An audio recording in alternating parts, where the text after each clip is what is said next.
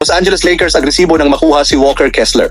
Ngunit bago yan, pag-usapan muna natin ang huling laro ng Lakers kontra sa Golden State Warriors na kung saan nagpakita ng excellent na performance ang Los Angeles Lakers sa pangunguna ng kanilang depensa.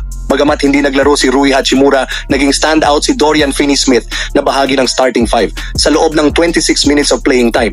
Nagtala si Finney-Smith ng 8 points and 3 rebounds. Hindi man mataas ang kanyang scoring, ang kanyang depensa at hustle ang naging malaking kontribusyon para sa team. Siya ang nakapagtala ng pinakamataas na plus-minus rating sa Lakers, tinalo pa sina Anthony Davis at LeBron James. Napaka-epektibo ni Finney-Smith sa depensa, dahilan kung bakit nahirapan ang mga big man ng Warriors na makapuntos. Sa offense naman, naging efficient siya sa kanyang shooting kung saan 3 sa 4 na tira niya ay pumasok, kabilang na ang 2 3-pointers.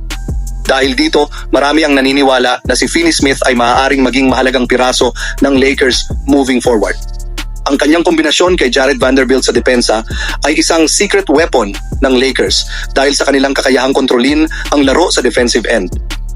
Dahil sa magandang performance ni Finney-Smith, lumalakas ang usapan na mas mainam na ilagay si Rui Hachimura sa bench upang makatulong sa bench scoring ng team. Ang ganitong estratehiya ay maaaring magbigay ng mas balanseng kontribusyon mula sa starting five hanggang sa bench players.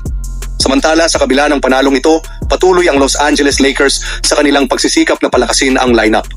Ayon sa ulat ni Shams Charania, puspusan ang kanilang negosasyon sa Utah Jazz para makuha ang big man na si Walker Kessler.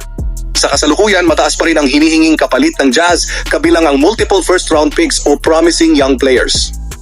Si Kessler na nag-a-average ng 11.3 points, 11.4 rebounds, and 2.4 blocks per game ay kinikilala bilang isa sa mga pinaka-promising na big man sa NBA. Ang kanyang rim protection, rebounding, at 73% shooting efficiency ay malaking tulong para sa anumang team.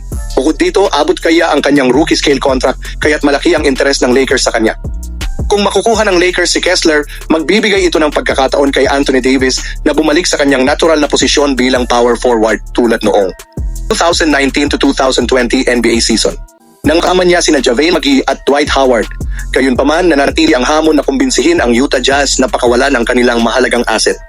Habang papalapit ang trade deadline sa February 6, asahan na magpapatuloy ang Lakers sa kanilang agresibong paghahanap ng mga piraso na makakapagpataas ng kanilang tsansa para sa isa pang championship, lalo na't nasa win now mode na ang team sa nalalapit na ang pagtatapos ng karera ni LeBron James. Ano ang masasabi ninyo tungkol dito? I-comment yan sa comment section. Maraming salamat.